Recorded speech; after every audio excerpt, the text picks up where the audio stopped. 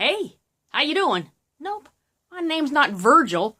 I'm the lawnmower lady, and I like fixing small engines. Today's video is not about Honda's latest bush hog. I don't think they make one. I just made that up because the guy that owns this just went out and bought the latest and greatest Honda. It's an HRN216 VKAA. He bought it from a big box store, and he went out in his yard, or the wooded area of his yard, lowered it to its absolute lowest setting, and started cutting down bushes and vines and all kinds of stuff. Of course, he broke his belt and brought it to me to fix it.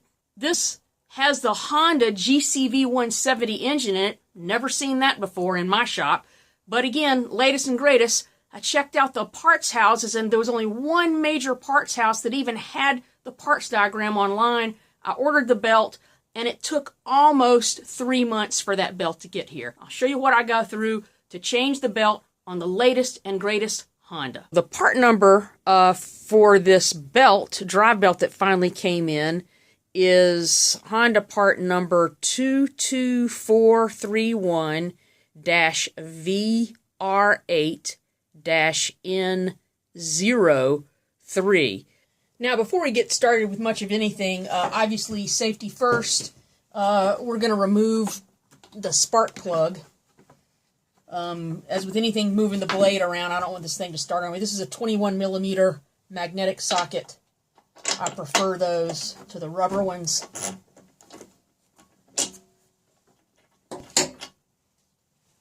And, it's kind of sooty looking.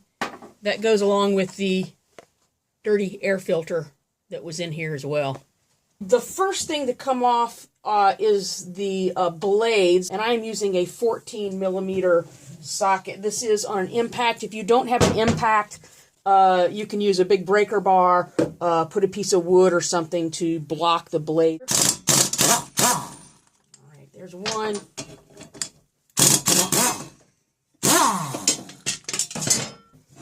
And, yeah, the guy was doing some bushwhacking or something. He's really torn this up for just a small amount of time that he's had this thing. So, and there's a lot of debris stuck in here.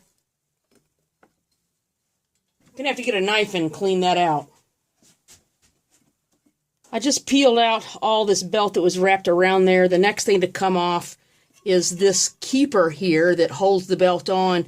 There's a 10mm screw right there. This is a really light-duty impact. I normally wouldn't use an impact on something if there was any corrosion. I wouldn't want to break anything. All right, very, very... it is self-tapping, so I would be putting that back. And the other one is actually on the underside right there. Not sure if you can see that or not, but I can.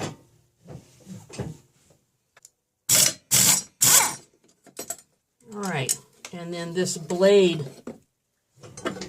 or belt keeper comes off right there. Now, before we get too far along, I'm going to have to remove the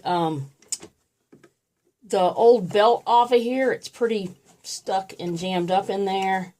Let's keep pulling that out. And then we're going to have to rotate this entire thing. I think there's still part of the old belt stuck in there.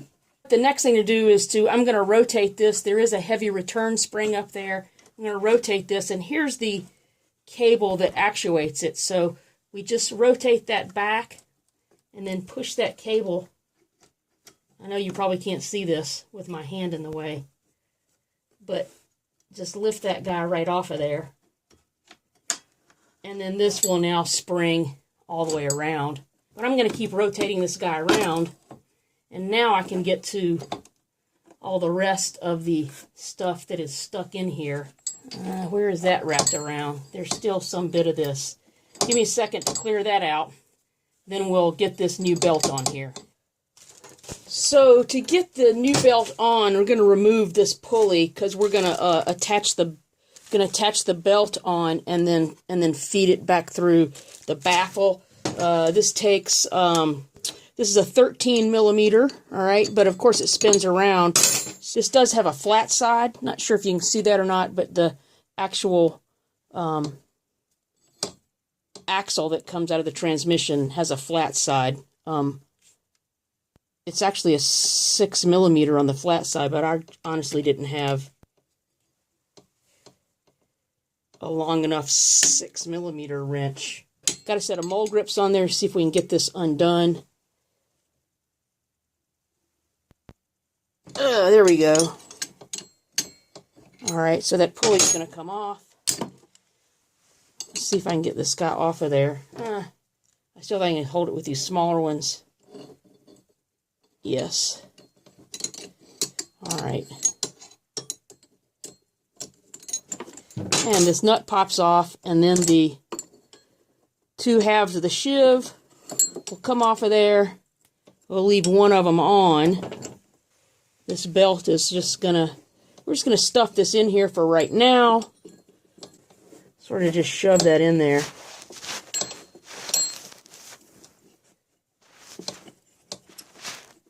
But before we put the other half of that pulley on there, we want to make sure the belt is inside all of these keepers. The other half of this sheave goes on. And tighten this guy back up. Hand tight. And then back with our large set of mole grips. And tighten these mole grips back on there. Flat side, and then lastly tighten down with this 13mm wrench.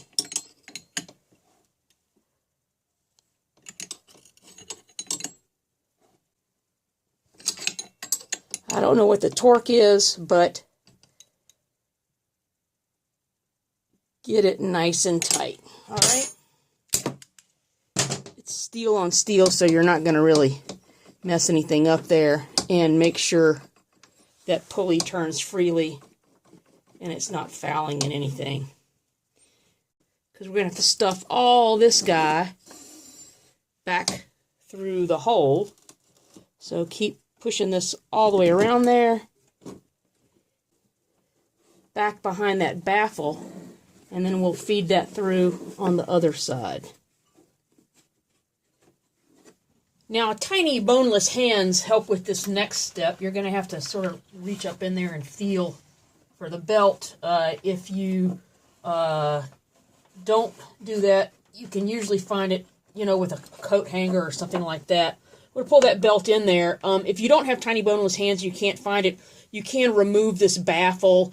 There's 4 screws that hold this thing on. It's kind of a pain to get off, but the way this thing rotates out, there's like 4 captive brackets on there. You can rotate it out and pull it out. It's a real pain to get back in, so I urge you not to take that off unless you absolutely have to. Another thing to be mindful of is this little bracket, this little plastic thing. It's really hard to see, but it's a little captive bracket for the belt. Kind of slip that in there. It's kind of hard to do one-handed and hold the camera at the same time. There we go. And that belt is in that little bracket. So the next thing I'm going to do is reattach the drive cable, which is this little guy right here. It has to go on almost at a 90 degree. The transmission still has the spring-loaded thing in there, so you have to turn that all the way back. Find your little cable. There you go. Get it on almost 90 degrees. And he comes back. Now that's on. I'll walk to the other side, and you can see that the drive mechanism now operates and it springs back. Now this is the time where I could, and many people would, just stretch the belt around here, turn it on, and force it in there. I don't want to do that because it's a brand new belt. I don't want to put all that tension on there, so I'm actually going to release the tension from the cable itself, so there will be enough to spin that around. So most any other type of drive mechanism, I would just disassemble this part, but the problem here is this particular drive cable goes actually inside the handlebars. So I'm going to do the next best thing, and that is I'm going to remove all the adjustment here. I'm going to gain about 1 inch of length here, which should give me enough to wrap that around that blade adapter So the way to adjust this cable is with two 10mm wrenches. We have to loosen the lock nut. Oh, but before I do that, I want to be able to get it back where it was. A couple of ways to do that. You can mark it with a Sharpie. You can measure it. I'm just going to count the threads. 2, 3, 4, 5, 6, 8, 9, 10, 11, 12, 13. About 13 threads. So I can get it back to the same position that it was. All right. Roll that lock nut all the way back. And we're going to adjust the cable with this part right here. We're going to screw this all the way tight, which has the same effect with the outer cable 1 inch shorter. That will have the same effect as the inner cable being 1 inch longer, since they're both at fixed points. And that should give us enough clearance to wrap the belt without damaging it. So basically, since I've shortened the outer cable, which in effect lengthens the inner cable, it is a little tight, but there's certainly not an excessive amount of stretch I'm putting on the belt.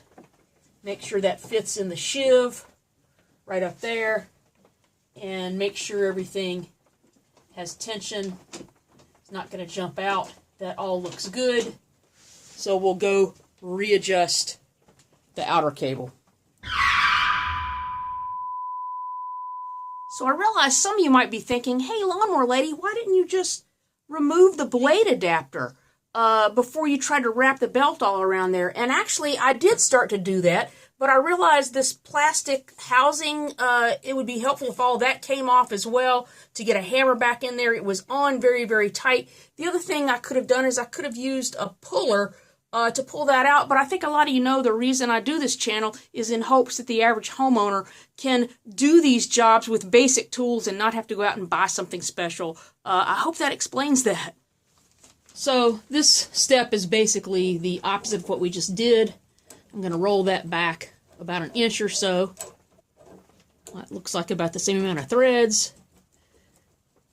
Tighten the locking nut back down. Count my threads. 13 threads. That seems about right. And now I'm going to tighten up the lock nut so the cable won't adjust itself while it's running.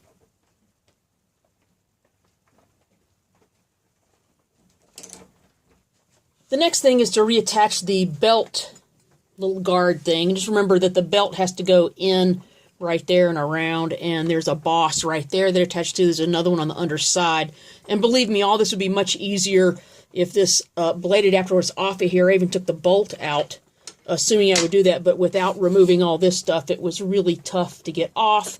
You'd probably run into the same thing, so that's why I'm showing you how to do this without going to that trouble. So as you can see, the belt is going in front of that guy right there. And I'm going to double check on the underside and make sure, yep, there we go. And one of these bolts holds that on there. Get that started. You can sort of almost see where the one goes on the underside. That one is being recalcitrant. Get my, there you go. Have to sort of stand on your head for this one. 10mm socket. This one has an adjustable head. If yours doesn't, just get an extension to go on there. These were self-tapping screws. I don't know what the torque is, but I don't want to overdo it. It's going to that aluminum boss. Snug is good. Alright, same thing. Not too tight. Just snug. Alright, and double check. Make sure the belt is not fouling in anything. And sure enough, I snagged the belt in there. So I'm not going to show you, make you watch through me redoing that, but you got to be careful for all that. So without torturing you, I loosened both of those bolts again. You can hardly see that one, and now you can see that the belt is not caught or pinched or snagged anywhere. The next thing is to reinstall the blades and this blade adapter bolt. I didn't need to take that out, but all these torque down to about 45 foot-pounds or so. I think it's 43 according to Honda. The blades go back on. You can follow along and see the witness marks on here, but there's the skinny blade goes on first, then the other blade nestles in. You can even see where the washers were on there, but generally speaking, the beveled cut edge always goes up towards the deck. The other important thing to remember is if you got your washers disassembled from the nuts, these are a cupped washer. It's really subtle to see. That cup shape is like that, and that is actually, that tension is what holds the blade on there. Get these started. Shiny part sort of on the underside, and sort of place all these blades up there. Get these tight by hand. Get the torque wrench out and tighten all these down. So if you don't have a blade holder, I'll put a link in the description for this. This actually works well on this. There's no lip on here.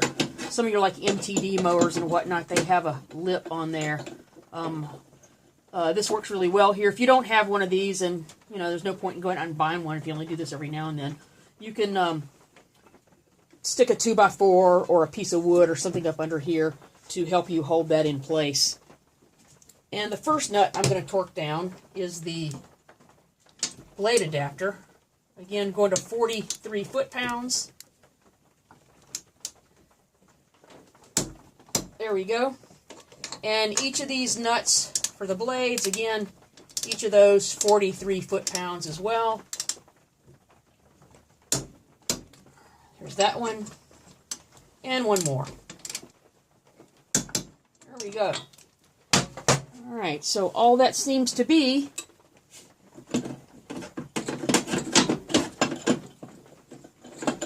on there good and tight. Blades working. Make sure all the belt is not jammed on anything. It turns freely. And everything's tight. Yes, there's fuel. Of course, it's 3 months old now. I'm going to cheat the system with a little Go Juice. This is just a little 2-stroke mix.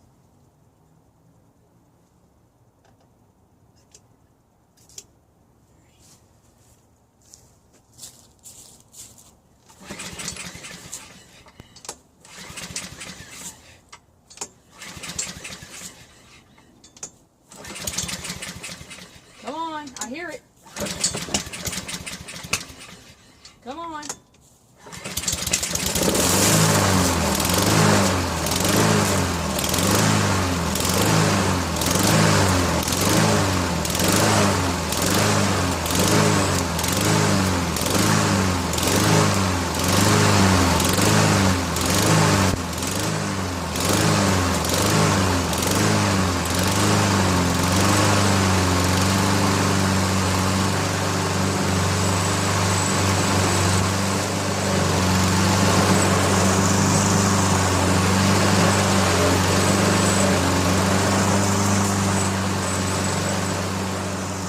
You heard that thing surging there at the end. No doubt that's a function of just bad gasoline. It's been sitting for now 3 months.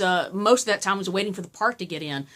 So obviously don't leave bad gas in your mower. The other part of the story is don't use your lawnmower as a bush hog. It's not designed for that. You're just going to tear things up, and you know, it's no fun. Anyway, I hope you gained something out of watching me and how I changed the belt on Honda's latest and greatest lawnmower, not their bush hog. If you did, please push the like and subscribe button, and I can make more of these videos. Remember, I'm the Lawnmower Lady, and as I'm fond of saying, mow happy. Thanks for watching.